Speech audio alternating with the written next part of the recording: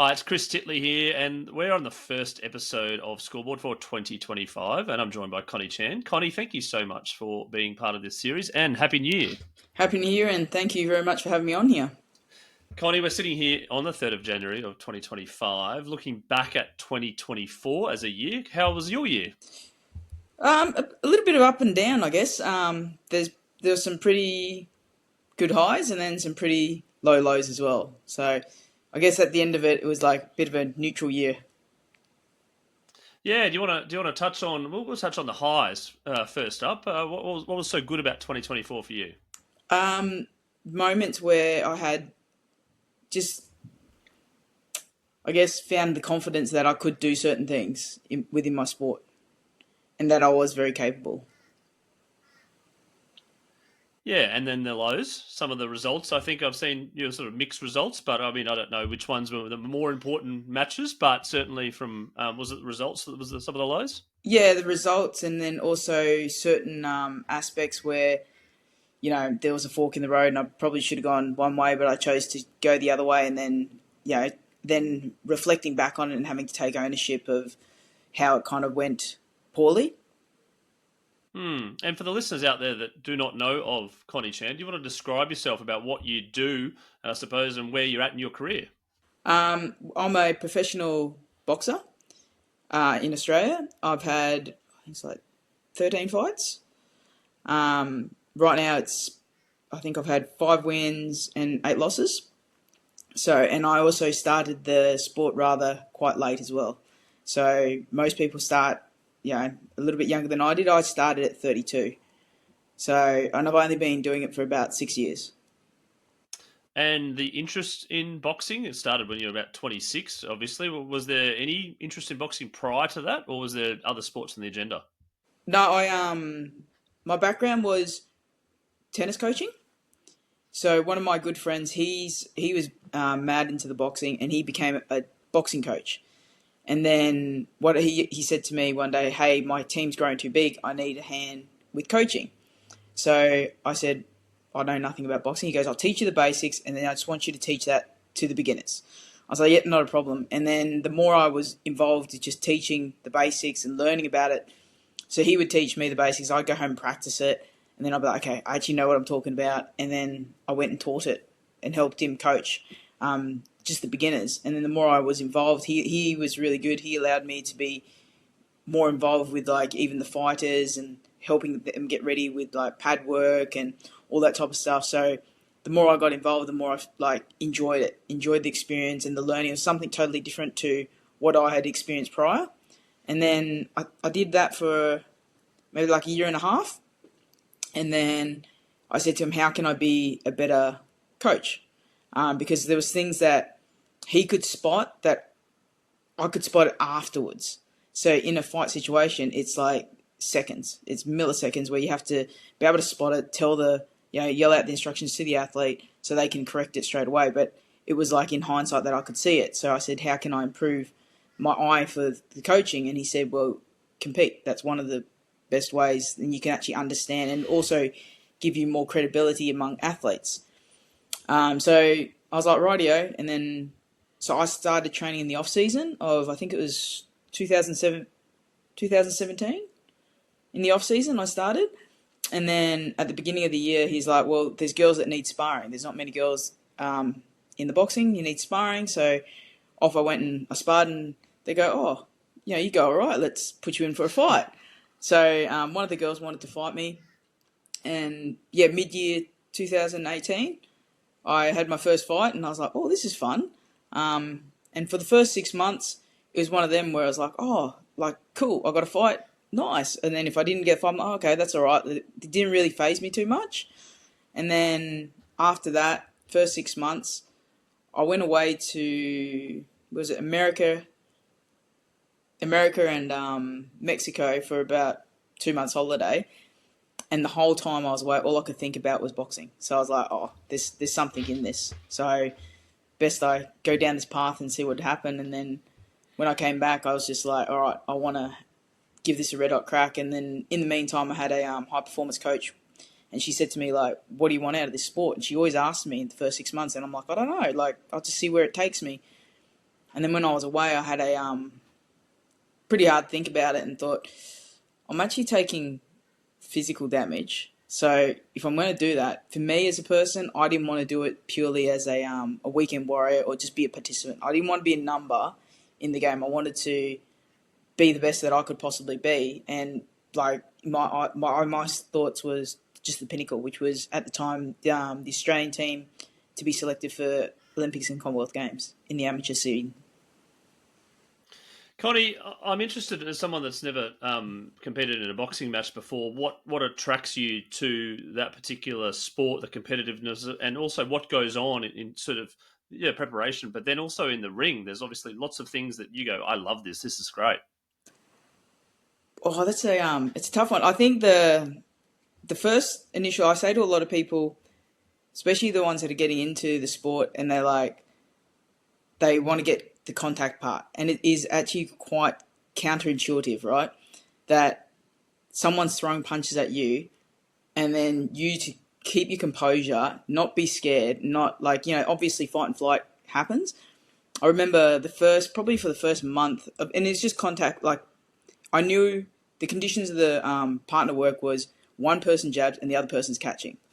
So it's really basic. Like you can't get any simpler than that. And I remember the first time I got hit with a jab, I was like, oh, it was like a shock. And so for the first month, I had to tell myself, this is boxing. I'm going to get hit and I get to hit back. Like it was just so counterintuitive to be like, stand there and let them do it. And then also develop a bit of a counterintuitive, like stand there and catch the punches rather than trying to move away from it or like just your natural reaction. Like if anyone is out there listening and they want to test this out, it's like get a friend just to throw the hand up in front of your face without touching it.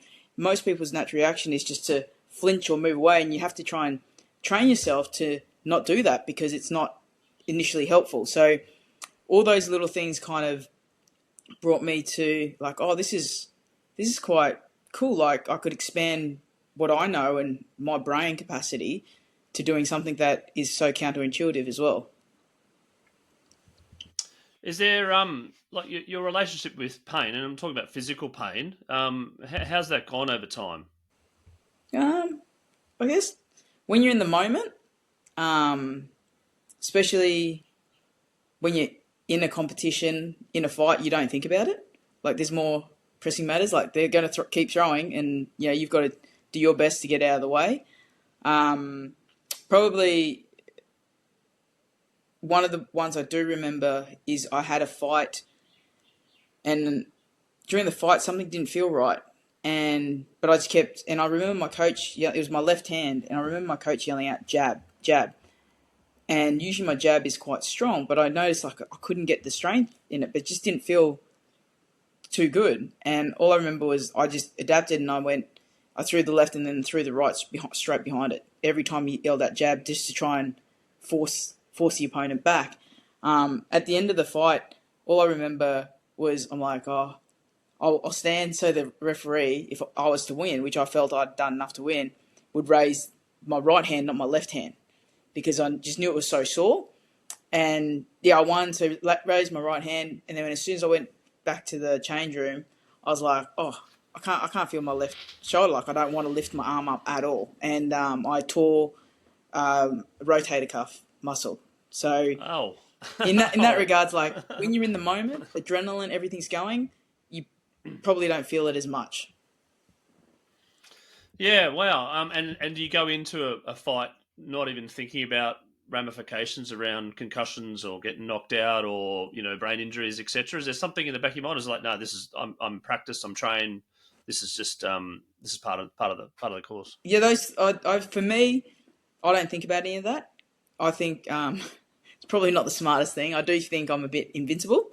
And one of the things is like they can't hurt me. Like I just think, no, you can't hurt me. Like there's no way you can't hurt me. That being said, there has been a time where I was knocked out, but not completely out. Like I got knocked down, and I don't remember much of it. But I don't ever go into fights thinking, are they going to be the one that is going to hurt me or anything like that? Like I personally think if you think like that, you're going to have a very short boxing career.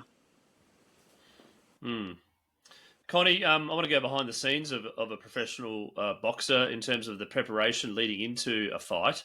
Can you talk about some of the things that you do to prepare for a fight? Um, well, they usually give you a bit of a camp. Some like depending on the timing of the fights, sometimes you get 10 weeks, 8 weeks, 6 weeks.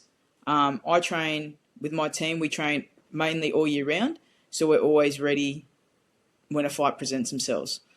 Some of the things we do prep wise is obviously skill work, and then as you get a fight locked in, we dial it in a bit more to just speed, a bit sharper, a bit more accurate, and things that we are lacking, we'll work on that a little bit more.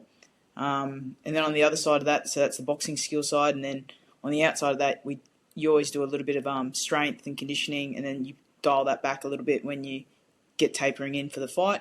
And also cardio is an important aspect of it as well. What about the other things along the lines of sleep and nutrition and basically keeping yourself fresh and good leading up into the fight? Definitely, the recovery side is very important. I put a lot of emphasis on recovery, especially the last month of a camp, because you in this little bubble where you don't want anything to happen. Like you don't want a niggle to pop in because that ultimately can affect your performance. So I take a lot of time. I'm very blessed to be sponsored by Riggs Recovery, and they help me out heaps. And it's a recovery center on the Gold Coast, and they have got like the hot, cold magnesium pools. They've got infrared sauna. They've got a hyperbaric chamber, and they've also got like this cryotherapy as well. So if there's any niggles that ever pop up, I always head to them straight away, and they get to they see and they're like, okay, you need to come in, once or twice a week to get this sorted, or get in the hyperbaric chamber, especially when you're feeling a little bit low and you feel that your immune system might be a little bit compromised. That's always very good to go into the infrared sauna and stuff like that as well. Do you do the cold bath then the sauna, or do you do the sauna then the cold bath? Usually I'll go sauna first. I'll do the infrared sauna, and that depends how I feel. Like some days I'll feel great and I'll sit there for like 45 minutes. Other times I'm like, oh, you know what, I'm pressed for time. I'll do 30 minutes. And then after that I'll jump into the hot cold pools. I probably tend to do the hot cold pools more often than the infrared sauna, only because it's less time consuming. So there's a system I jump in there. It's pretty much you jump in there 3 minutes on, then go into the warm for 3 minutes, back to the cold, and always finish on cold. So I do that 3 cycles. If I've got a little bit more time, I'll do 4 and just finish on the cold. Wow. Okay, that's fantastic. When you're looking at an opponent into the fight, how much time do you spend on that opponent as opposed to yourself?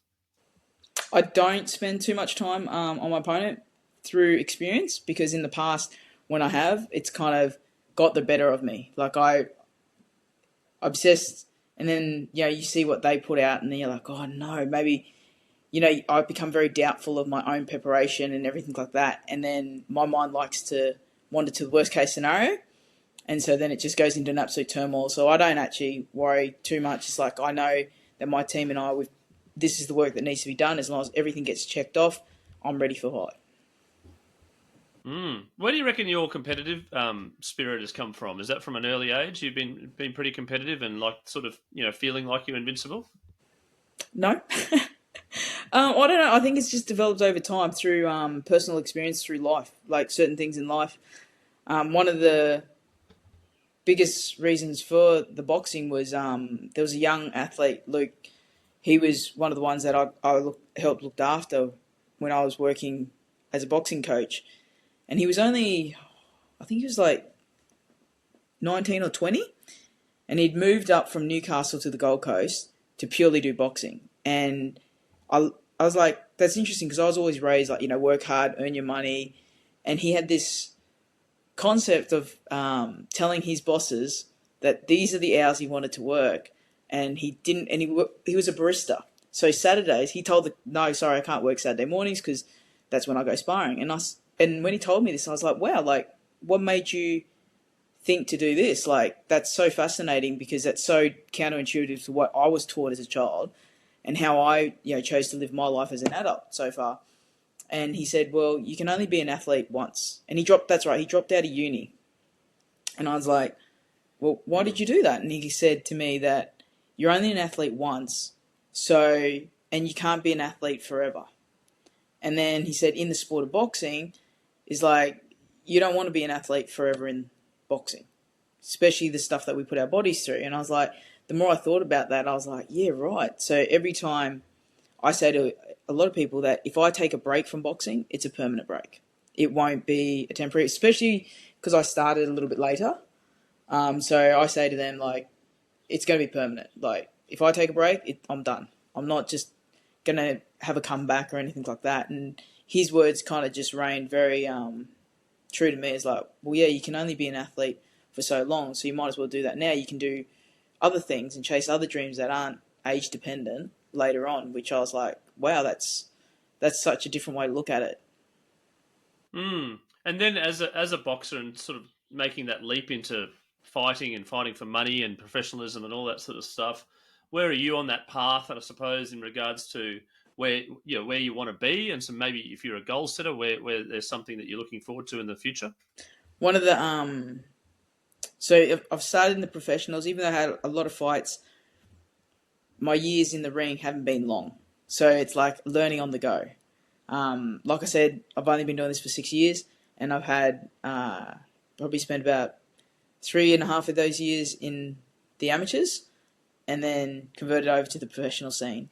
I still feel that I've got plenty of time up my sleeve. I do have a timeline where I would like to go no more at a certain point in my life.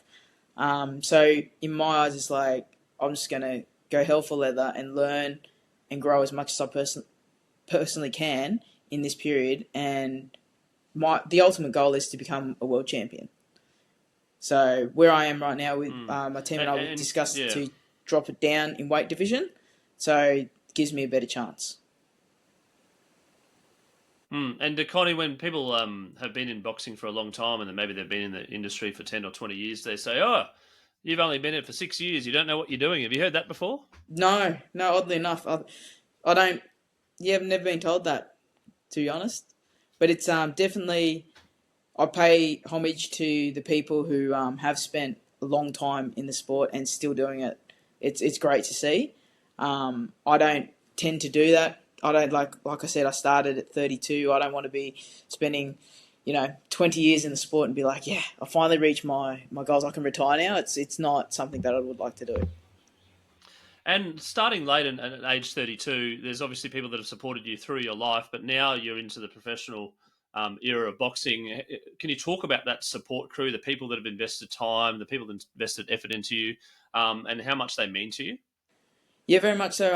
I have a very, very small niche of people that have supported me from the beginning.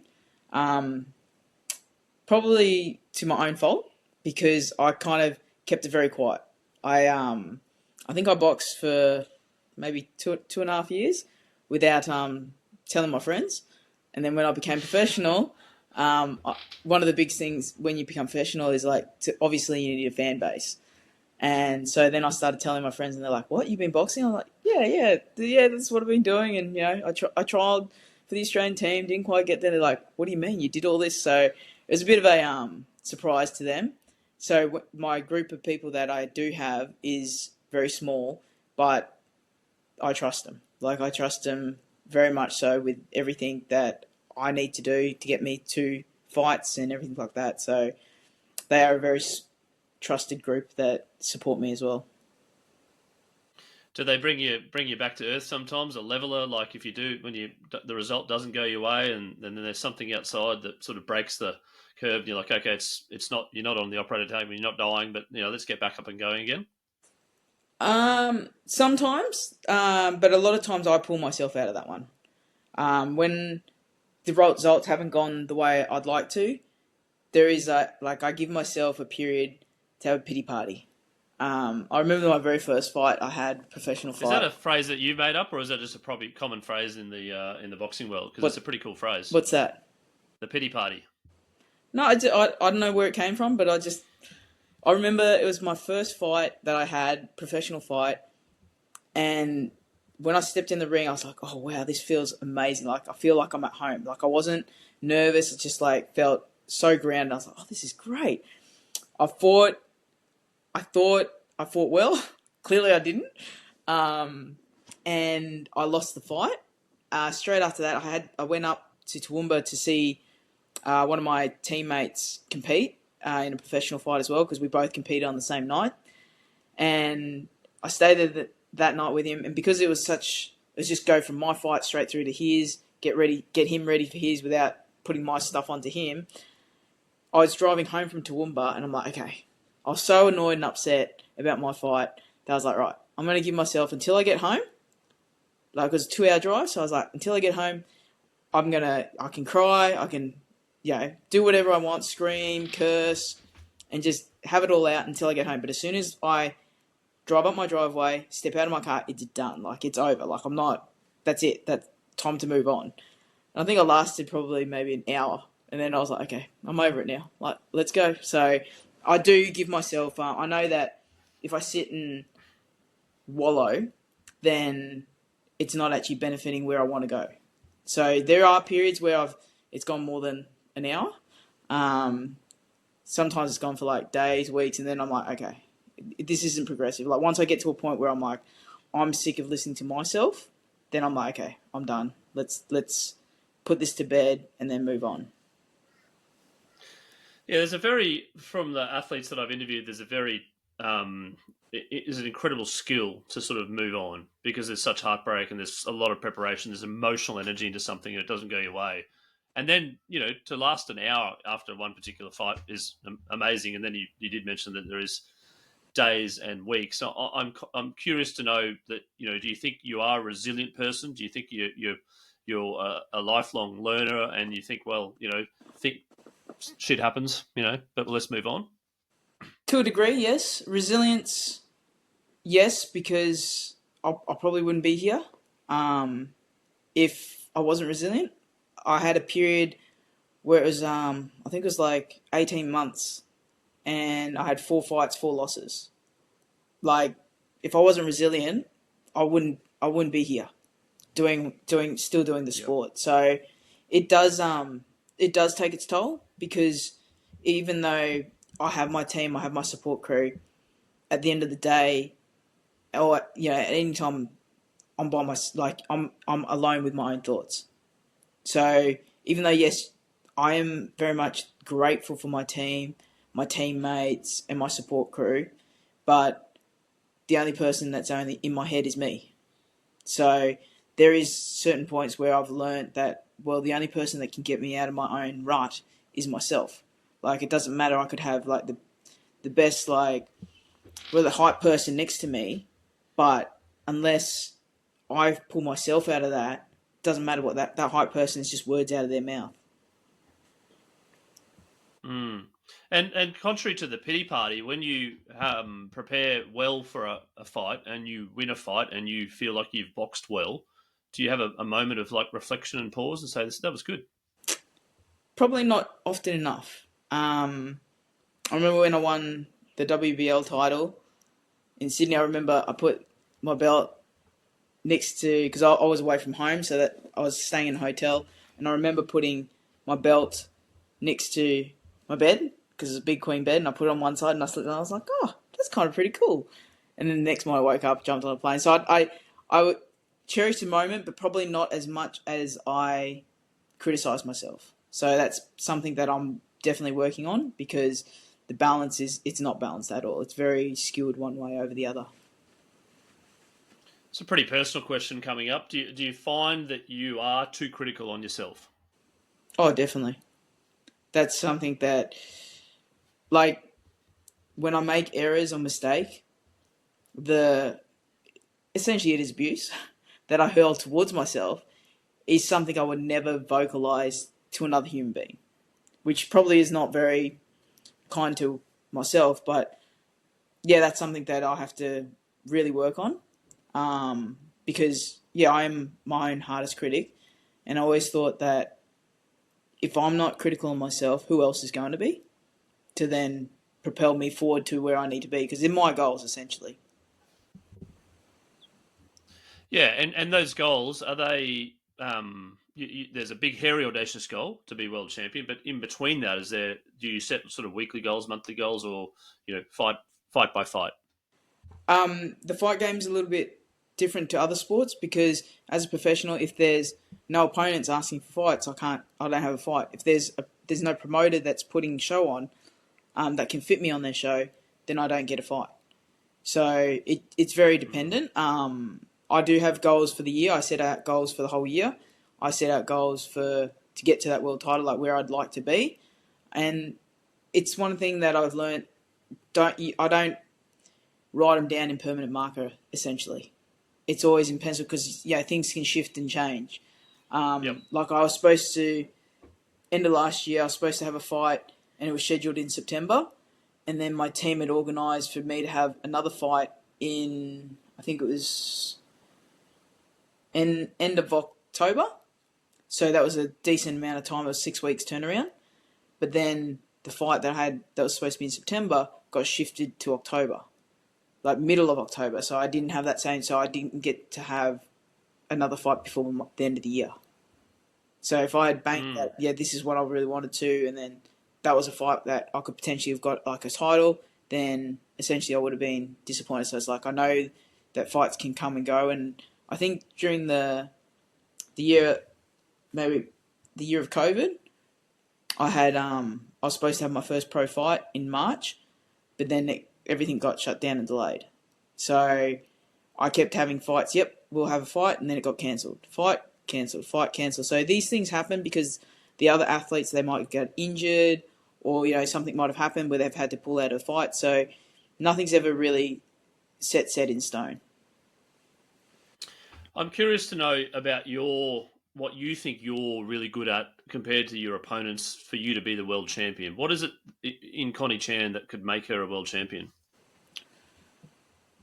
I guess that resilience is that constant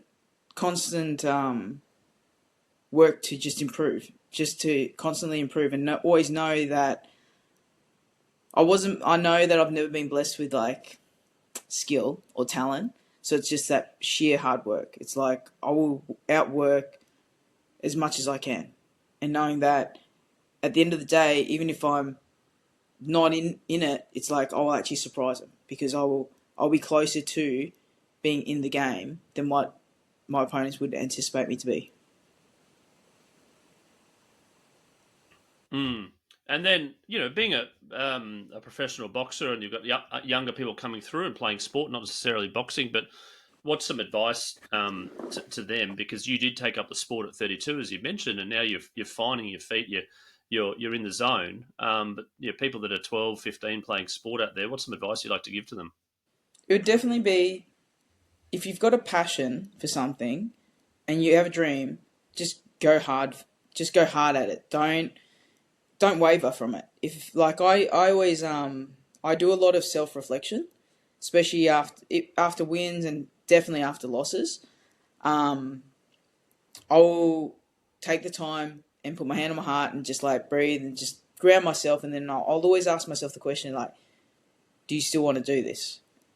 And or like if it comes back like a little bit, it wasn't a definitive like yes or no, then I'll be like, is it time to hang the gloves up? And even now when I say it to you, like there's little voices like, no, like it's not time yet. So that's one thing. It's like, listen to yourself rather than other people.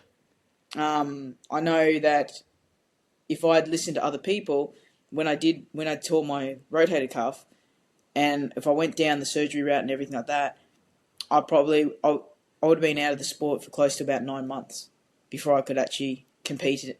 Like at least 6 months before I could actually do what I wanted to do that way. But I decided to go against that and be like, no, my shoulder's fine. I will, and I had some good people around me to work with me to go, well, based on a feel. And then within 4 months after I'd done it, I had a fight. So it's little things like that. It's like there's many people that are willing to put their opinions, and no matter how well-meaning they might be, it's at the end of the day, it's just their opinion. Like, as long as your opinion of yourself is like, I can do this, then why can't you? That's the way I think of it, is like, there's so many people in this world. Someone has to be a world champion, so why not me? Like, why can't it be me?